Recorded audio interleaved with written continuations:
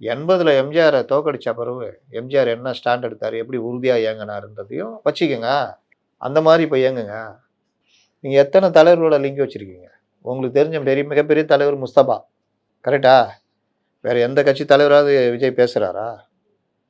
அது என்ன அவ்வளோ பெரிய ஒரு இது? நீங்க நேரடியா கூட உறவு வச்சுக்க வேணாம். மறைமுகமா உறவு வச்சுக்கலாம். சந்திக்கலாம். வீக்லி ஒன்ஸ் சந்திக்கலாம், பேசலாம். அது எல்லாமே உங்களுக்கு யூஸ் ஆகும்.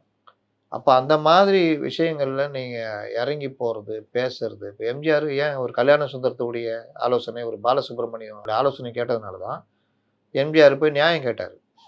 ஊர் ஊரா போய் இந்த ராமச்சந்திரன் என்ன பண்ணான்னு மக்கள்ட்டயே போயிட்டாரு. நான் தேர்ந்தெடுத்த ஆட்சிய கலைக்கிறீங்கல்ல, மக்களுடைய எனக்கு மக்கள் அளிச்ச அங்கீகாரத்தை மக்கள மதிக்காம நீங்க கையில எடுத்துக்கிறீங்கல்ல, ஆட்சிய கலைக்கிறீங்கல்ல. உங்ககிட்ட மிருக மெஜாரிட்டி இருக்கு. வோட் பெர்சன்டேஜ் இருக்குன்ற தைரியத்துல தானே பண்றீங்க.